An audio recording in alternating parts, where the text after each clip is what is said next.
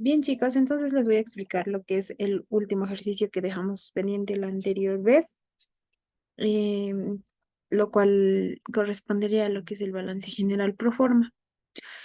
Aquí le he modificado un poco el ejercicio que les había pasado, entonces este es el que vamos a resolver ya. Primero nos dice, teniendo en cuenta la siguiente información, elaborar el balance general pro forma para la gestión 2022, tomando en cuenta 135.000 como ventas. Ya, en el balance general que nos presenta es para el 2021, entonces esto lo tenemos que ir transformando para el 2022.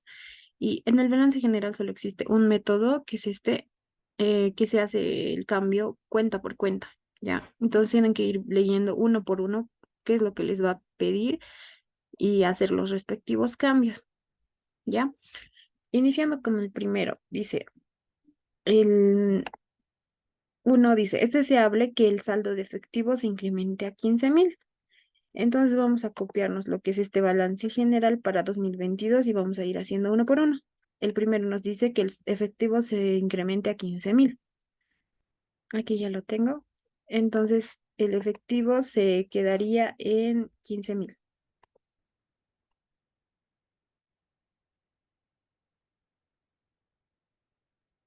15.000.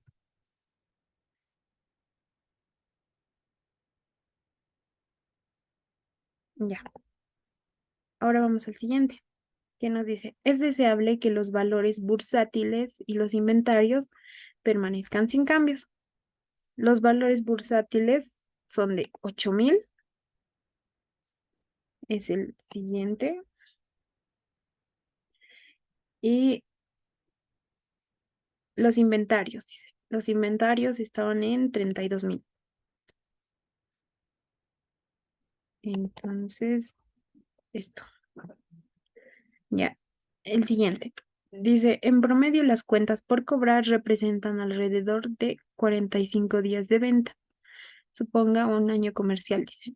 Esto bien, chicos, tenemos que ver que nos da otro dato, no nos dice ni que se incremente, ni que se reduzca, solo nos dice 45 días de venta.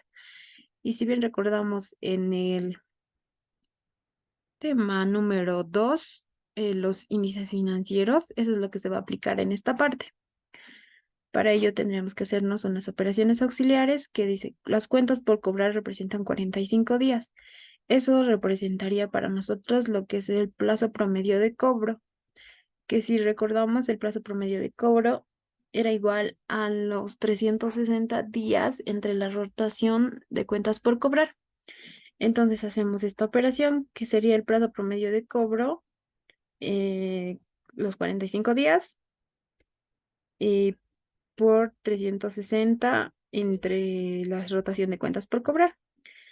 De aquí vamos a despejar lo que es la rotación de cuentas por cobrar, que ese es el dato que no tenemos ahora. Y haciendo el despeje, el respectivo despeje con las operaciones, nos daría la rotación por cuentas por cobrar de 8, ¿ya? Ahora lo que vamos a hacer es lo siguiente, que sería la rotación de cuentas por cobrar. Es igual, si nos fijamos en el formulario, la rotación de cuentas por cobrar es igual a las ventas entre las cuentas por cobrar.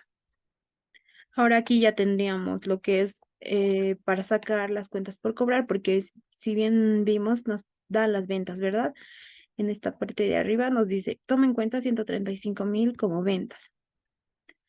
Entonces tomaríamos esos datos. Como ya sacamos la rotación de cuentas por cobrar, 8 sería igual a 135.000, que son las ventas, igual entre cuentas por cobrar. Ahora de ahí solo habría que hacer el despeje y ya tendríamos lo que es las cuentas por cobrar, que serían 16.875. Y eso es lo que se traslada a esta parte. ¿Ya? Ahora pasamos al siguiente. El 4 dice, se espera que la deuda a largo plazo se incremente a 52.586. Deuda a largo plazo. Entonces, en esta parte se traslada nomás. Ahora el 5 dice, se comprará una nueva maquinaria con un coste de 40.000. La depreciación total para la gestión 2022 se calcula en 16.000. Ahora, para el 5, nos dice los activos fijos netos. Bueno, esa es una fórmula derivada, ¿no? Dice activos fijos actuales. Primero necesitamos el dato de los activos fijos actuales.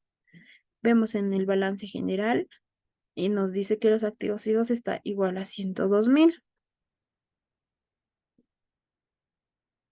¿Ya? 102.000. Más los activos fijos nuevos, que sería en esta parte, ¿verdad? Nos dice, compramos una nueva maquinaria 40.000. Estos 40.000 llegaría a ser los activos fijos nuevos. Ya, más eso, menos la depreciación. En ahí mismo nos dice, la depreciación total para la gestión 2022 se calcula en 16.000. Entonces se restaría ese monto, ¿ya? Sería lo activo fijo actual que ya tiene la empresa, más el activo fijo que estamos comprando, menos la depreciación que también nos va a dar ahí, ¿ya? Ahora, eso sería igual a 126.000 y eso sería lo que lo vamos a trasladar a los activos fijos netos, ¿ya? En aquí el el total del activo circulante, como saben, solo es la sumatoria, ¿verdad? Y ahora la sumatoria del activo fijo circulante con el activo fijo neto serían el total del activo, ¿ya? Ahora vamos a pasar al siguiente, que sería el 6. Dice, se espera que las compras representen el 30% de las ventas y la empresa estima que sus cuentas por pagar sean equivalentes a 72 días en promedio. Entonces vamos a hacer lo que es el 6. Aquí nos dice, el costo de las ventas representa el 30% de las ventas. Como bien tenemos el dato de las ventas, sacamos el 30% que nos daría 40.500. Y ahora nos dice, las cuentas por pagar son equivalentes a 72 días en promedio. Lo mismo, ¿verdad? Que hicimos arriba, que nos dice que los 72 días representarían el plazo promedio de pago. Y el plazo promedio de pago es igual a los 360 días entre la rotación de cuentas por pagar. Entonces hacemos reemplace de datos, que sería los 72 días igual a los 360 entre la rotación de cuentas por pagar. Haciendo el despeje, la rotación de cuentas por pagar nos daría 5. Y ahora, como bien saben, la rotación de cuentas por pagar es igual al costo de las ventas entre las cuentas por pagar. Y de ahí también podemos sacar lo que es las cuentas por pagar, que es el dato que necesitamos, ¿verdad? Como ya tenemos la rotación de cuentas por pagar de 5, se hace el reemplace. El costo de las ventas parece es el que hemos hallado aquí, el 30%, que nos daría 40.500 entre las cuentas por pagar. Haciendo operaciones, las cuentas por pagar nos da un total de 8.100. Eso es lo que se trasladaría a esta parte, 8.100. Ya. Al siguiente, nos dice, se espera que los impuestos por pagar equivalgan a una cuarta parte de las obligaciones tributarias para la gestión 2021, que es igual de 3.640. El 7 sería solo multiplicar el 1/4 por 3.640 que nos dio que es la utilidad del año anterior y nos daría un total de 910. Eso es lo que iría a impuestos por pagar. ¿Ya? Ahora nos dice, se espera que los documentos por pagar y las acciones ordinarias permanezcan sin cambios. Los documentos por pagar era 16.600 y nos dice que se mantenga. Y las acciones ordinarias era de 60.000.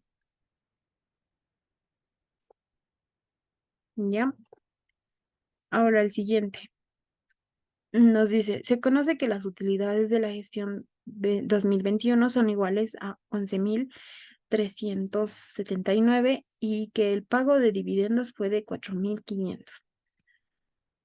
Ya, finalmente tenemos que es para obtener el dato de las utilidades retenidas haciendo operaciones, sería igual a la utilidad retenida anterior. Necesitamos el dato de la utilidad retenida anterior, que lo tenemos aquí. Aquí. La utilidad retenida anterior es de 46.000. ¿Ya? 46.000. Más la utilidad de la gestión anterior.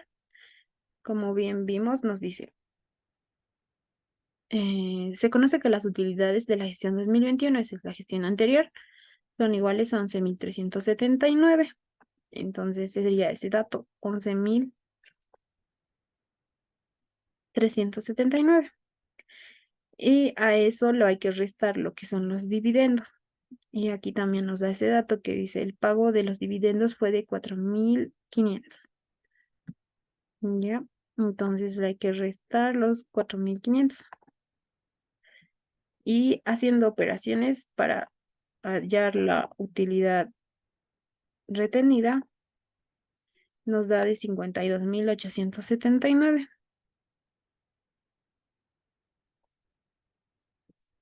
Ya, eso sería todo. Esos son todos los datos que nos da.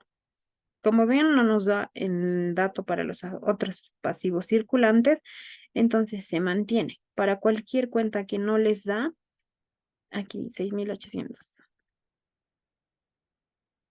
Para cualquier cuenta que no les vaya a dar, solo lo transcriben lo que está en el dato del año anterior. ¿Ya? Ahora hacemos lo que son las sumatorias, el pasivo circulante más la deuda a largo plazo, más el total de capital social, nos darían el pasivo, total pasivo y capital, y como ven, nos da lo mismo en activo y pasivo y capital. Entonces la operación estaría bien. Eso sería todo, chicos. Este es el último ejercicio del tema 4. Entonces, necesariamente les tenía que explicar ya que el jueves va a salir práctica.